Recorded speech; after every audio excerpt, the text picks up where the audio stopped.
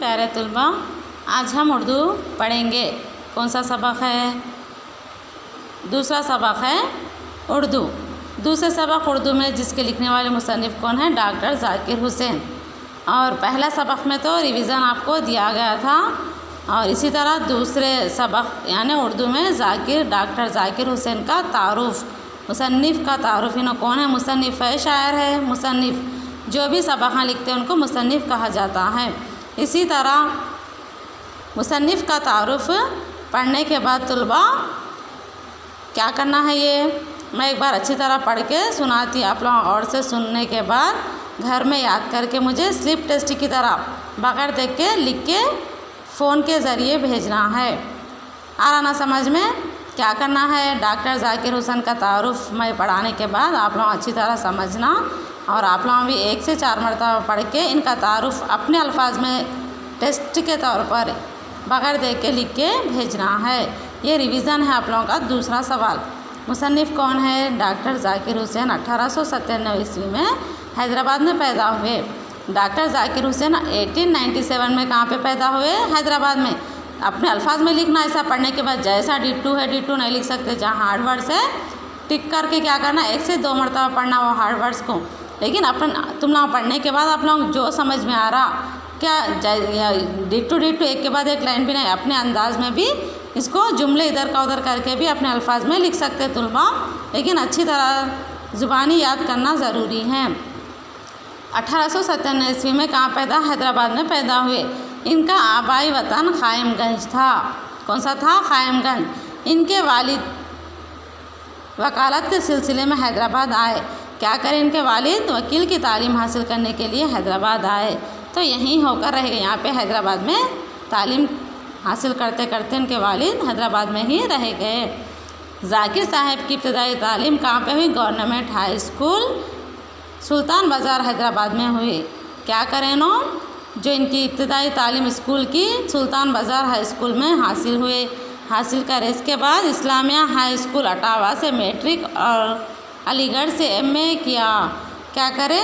Islamia high school से 10th तक तालीम हासिल करने के बाद अलीगढ़ मुस्लिम यूनिवर्सिटी से BA और MA के तालिब इल्म थे, और तुर्क मवाला तहरीक से मुतासिर होकर क्या करें? अलीगढ़ छोड़ दिए। अलीगढ़ छोड़ने के बाद जामिया मिलिया से वाबस्ता हो गए। जामिया मिलिया से फिर कहाँ गए नो? जर्मनी। वहाँ से जर्मनी गए, क्योंकि डॉक्टरियत की तालीम हासिल करने के लिए जर्मनी और बिर्लिन यूनिवर्सिटी जर्मनी गए। और जर्मनी में कौन सी यूनिवर्सिटी है? बिर्लिन यूनिवर्सिटी से डॉक्टरेट की डिग्री हासिल की, और फिर जामिया मिलिया से शेखुल जामा हो गए। 1948 ईस्वी से मुस्लिम यूनिवर्सिटी के वाइस चांसलर की हैसियत से 8 साल खिदमत अंजाम दिए। क्या करें? 1948 ईस्वी में मुस्लिम यूनिवर्सिटी के वाइस चांसलर की हैसियत से कितने साल जॉब करें नो? 8 साल खिदमत अंजाम दिए। इसके बाद बिहार के गवर्नर। इसके बाद क्या करें नो? एक काम नहीं करे, बल्कि कई कंट्रीज़ को जाके, कई ममालिक को जाके कई कामों को अंजाम दिए। कौन? डॉक्टर ज़ाकिर हुसैन। क्या करे? इसके बाद बिहार गए। कहाँ गए? बिहार को जाके वहाँ के गवर्नर भी रहे चंद दिन। उसके बाद फिर नायब सदर जमहूरिया, गवर्नर बनने के बाद, गवर्नर की हैसियत ओहदा छोड़ने के बाद नायब सदर जमहूरिया और सदर जमहूरिया के जलील क़द्र ओहदे पर फायज रहे। क्या करें नो? सदर जमहूरिया और नायब सदर जमहूरिया के ओहदे पर फायज रहे चंद दिन। इसके बाद क्या करें? ज़ाकिर साहब को तसनीफ़ और तालीफ़ का बहुत कम मौका मिला। तसनीफ़ और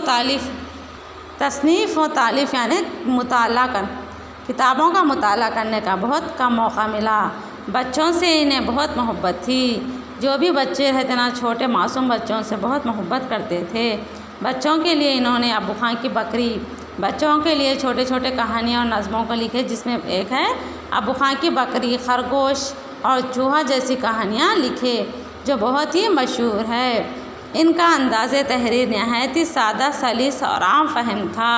यानी इनका लिखने का और बोलने का अंदाज़, और लिखने का अंदाज़ और तहरीर करने का अंदाज़, जो तहरीर यानी लिखने का अंदाज़, कहानियों को बहुत ही आसान अल्फाज में लिखते थे। क्योंकि तुलबा इस कहानियों को छोटे बच्चे रहते ना, तो आसानी से समझ सकते। इसलिए क्या करें ना, आसान अल्फाज का इस्तेमाल करते हुए कहानियों को लिखें। इसी तरह तलबा को रिवीज़न में दूसरा सवाल है, मुसन्निफ़ का तारुफ जो डॉक्टर ज़ाकिर हुसैन है, इनका पूरा मुताला करना है।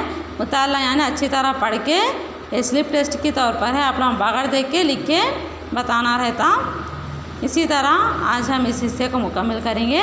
फिर इसी लेसन में से मैं आप लोगों को चंद सवाल देती रिवीज़न के तौर पर, ये तो याद करके बगैर देख के छोटा सा एक टेस्ट की तरह लिखना है।